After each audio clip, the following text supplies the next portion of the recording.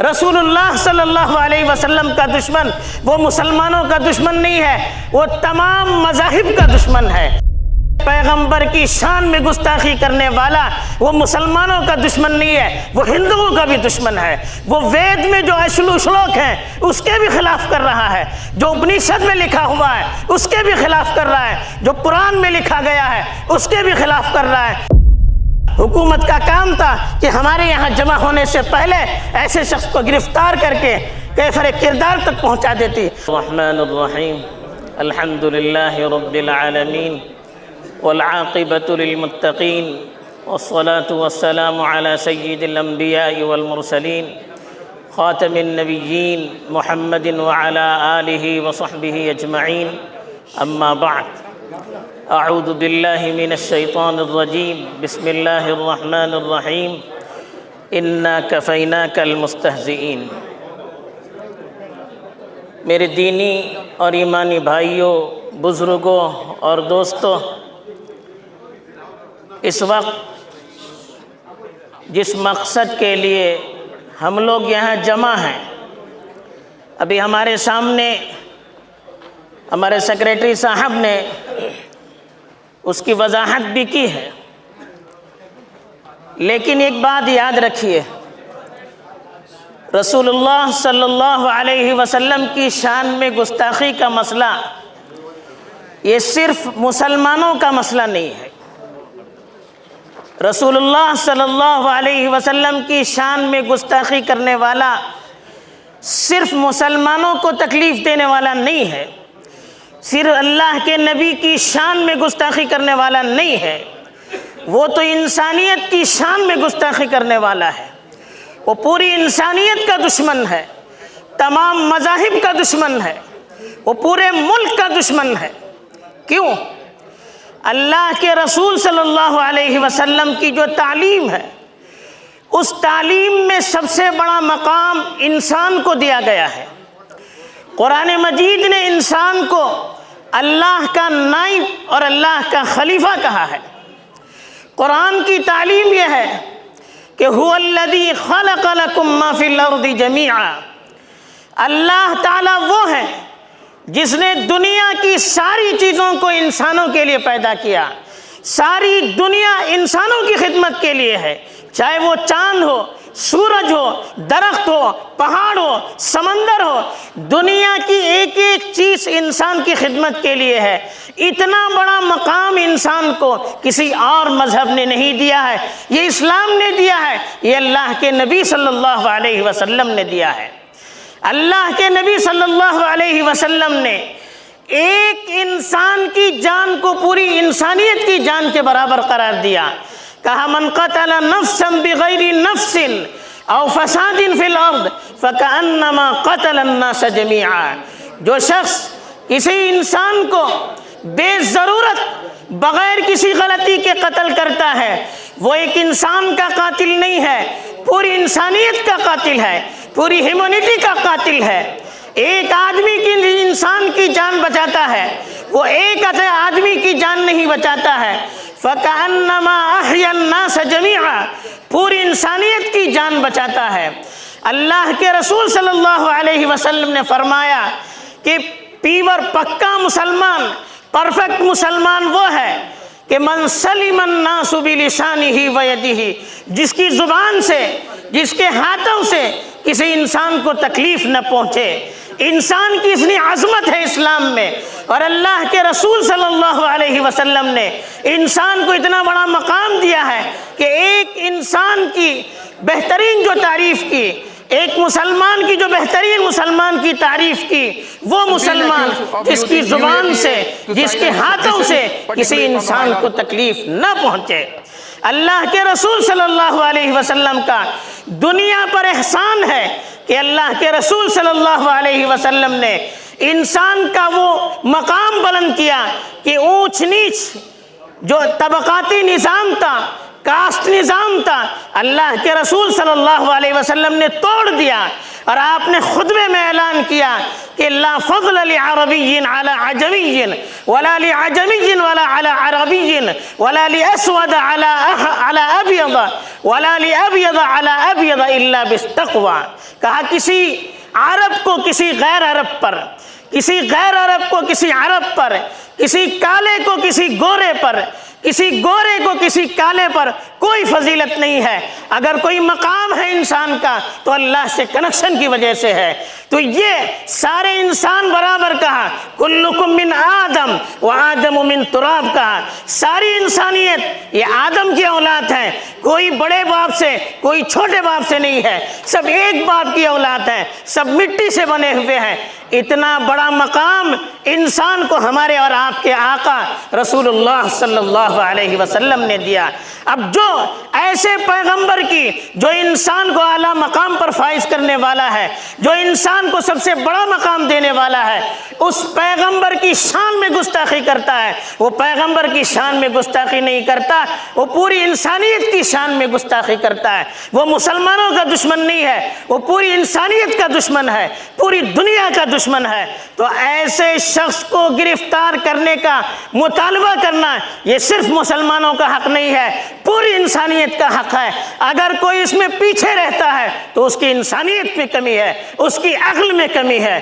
تو یہ سب سے پہلی بات ہے. دوسری بات جو ہم نے کہی کہ نبی کا دشمن، رسول اللہ صلی اللہ علیہ وسلم کا دشمن وہ مسلمانوں کا دشمن نہیں ہے، وہ تمام مذاہب کا دشمن ہے. اللہ کے رسول صلی اللہ علیہ وسلم کے بارے میں جتنے بھی دھرم کی کتابیں ہیں، جتنی بھی کتابیں ہیں، چاہے وہ توراہ ہے یا بائبل ہے یا ہمارے ہندوستان کے ہندو مذاہب کی جو دھارمک پستک ہے، وید ہے، اپنشد ہے، قرآن ہے، ان تمام دھارمک پستک میں ہمارے اور آپ کے پروفٹ محمد صلی اللہ علیہ وسلم کے بارے میں لکھا گیا ہے، ان کی تعریف کی گئی ہے، ان کو آخری اوتار بتایا گیا ہے، اللہ کا پیغمبر بتایا گیا ہے. تو جو تمام کتابیں جس کو اچھا کہتی ہیں، تمام دھارمک پستک جس کو پیغمبر کہتی ہے، ایسے پیغمبر کی شان میں گستاخی کرنے والا وہ مسلمانوں کا دشمن نہیں ہے، وہ ہندوؤں کا بھی دشمن ہے. وہ وید میں جو شلوک ہیں اس کے بھی خلاف کر رہا ہے، جو اپنشد میں لکھا ہوا ہے اس کے بھی خلاف کر رہا ہے، جو قرآن میں لکھا گیا ہے اس کے بھی خلاف کر رہا ہے. تو بتائیے ایسا شخص کیا مسلمانوں کا دشمن ہے یا ہندوؤں کا بھی دشمن ہے، اپنے مذہب کا بھی دشمن ہے؟ ایسے شخص کو گرفتار کروانا جیسے مسلمانوں کی ذمہ داری ہے ویسے ہندوؤں کی بھی ذمہ داری ہے. تیسری بات، ایسا شخص ملک کا بھی دشمن ہے. ہمارا ملک سارے مذاہب والوں کو گلے سے لگاتا ہے. اس ملک کا قانون سارے دھرم والوں کو ایکویلٹی دیتا ہے، سارے دھرم والوں کا احترام کرتا ہے، سارے دھرم والوں کو اپنے اپنے دھرم پر عمل کرنے کی اجازت دیتا ہے. اور اسی سے اس ملک کی ترقی ہے، اسی سے اس ملک میں امن ہوتا ہے، اسی سے اس ملک میں بھائی چارگی رہتی ہے، اسی میں اس ملک کی یونٹی ہے. اگر کوئی شخص کسی دھرم کے خلاف بولتا ہے، کسی دھارمک شخص کے خلاف بولتا ہے، کسی دھرم گرو کے خلاف بولتا ہے، اس کی وجہ سے یہاں کی کمیونٹی آپس میں لڑ پڑتی ہے، نفرت پھیلاتا ہے، تو وہ مسلمانوں کا دشمن نہیں ہے، اس دیش کا دشمن ہے، وہ اس ملک کا دشمن ہے. وہ اس کی وجہ سے یہاں کی طبقات میں آپس میں لڑائیاں ہوتی ہے، یہاں کی کمیونٹی میں نفرت پیدا ہوتی ہے، یہاں کی امن اور شانتی ٹوٹ جاتی ہے. تو ایسا شخص ملک کا بھی دشمن ہے. ایسے شخص کو گرفتار کرنا یہ ملک کے حکمرانوں کی ذمہ داری ہے، اس لیے کہ یہاں کا جو ڈپارٹمنٹ ہے، یہاں کی جو حکومت ہے، ان کا کام کیا ہے؟ یہاں کی پبلک کی سیوا کرنا ہے، یہاں کے ملک کی حفاظت کرنا ان کی ذمہ داری ہے. اگر کوئی یہاں ملک کو توڑنے کی کوشش کرتا ہے، ملک میں نفرت پھیلانے کی کوشش کرتا ہے، اس کو گرفتار کرنا یہاں کی ڈپارٹمنٹ کی ذمہ داری ہے. اس کے لیے احتجاج کرنے کا انتظار نہیں کرنا چاہیے، اس کے لیے ریلی نکالنے کا انتظار نہیں کرنا چاہیے. یہ تو کوتاہی ہے. ان کا کام تھا، حکومت کا کام تھا کہ ہمارے یہاں جمع ہونے سے پہلے ایسے شخص کو گرفتار کر کے कैफर किरदार तक पहुंचा देती। ख़ास तौर पर हमारे सुप्रीम कोर्ट ने भी भड़काऊ भाषण देने वालों को, हेट स्पीचेस करने वालों को गिरफ्तार करने के लिए कहा है, उस पर बैन लगाया है। ऐसा शख्स सुप्रीम कोर्ट के आदेश के खिलाफ कर रहा है, क्यों उसको गिरफ्तार नहीं किया जाता है, क्यों उसको पकड़ा नहीं जाता है, क्यों उसके खिलाफ वारंट जारी नहीं किया जाता है। अफसोस है कोई मुसलमान करता है, बात करने से पहले उसको गिरफ्तार किया जाता है। जो ऐसे लोगों के खिलाफ रैली निकालता है उसको गिरफ्तार किया जाता है, उनके खिलाफ FIR दर्ज की जाती है। क्या बात है, क्यों ये डबल पॉलिसी क्यों है यहाँ पर? तो इसलिए ये मुल्क के लिए भी नुकसानदेह है, ऐसा करना मुल्क के लिए भी नुकसानदेह है। चौथी चीज़, हर मज़हब की अपनी आस्था होती है, मज़हब वालों की अपनी भावनाएं होती है। यहाँ की जो मेजॉरिटी है उनकी भावनाओं का ख्याल रखा जाता है। यहाँ की सबसे बड़ी अदालत ने सबसे बड़े हिंदुस्तान का जो मुकदमा था उसका फैसला आस्था की बुनियाद पर किया। यहाँ की अदालत ने भावनाओं की वजह से खाने पीने पर पाबंदियां लगाई, अजान पर पाबंदी की बात की। क्या खाली मेजॉरिटी की भावनाओं का ख्याल रखा जाएगा, उनके आस्था का ख्याल रखा जाएगा?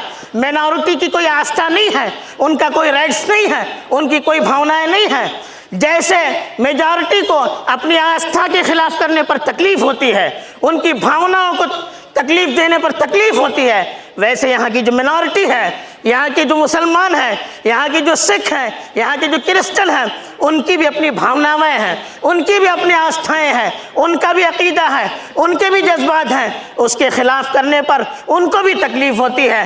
तो इसलिए सबके साथ इक्वलिटी होनी चाहिए। यहाँ का कानून सबके साथ इक्वलिटी करने की तालीम देता है, हमें सबके साथ इक्वलिटी करनी चाहिए। आखिरी बात मैं अपने मुसलमान भाइयों से कहूँगा कि आप अल्लाह के रसूल की मोहब्बत में यहाँ जमा है, मैं आपको मुबारकबाद देता हूँ। आप अल्लाह के रसूल के लिए जान भी देने के लिए तैयार हैं, मैं आपको मुबारकबाद देता हूँ।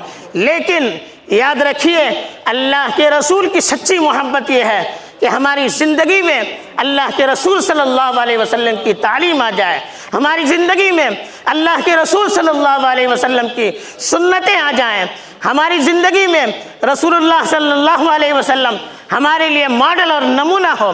हम अल्लाह के रसूल की सीरत को पढ़ें, आपकी सुन्नतों से अपनी ज़िंदगी को मुज़य्यन करें और अल्लाह के रसूल की सीरत को पूरी दुनिया में हम फैलाने की कोशिश करें। यही असल जवाब है।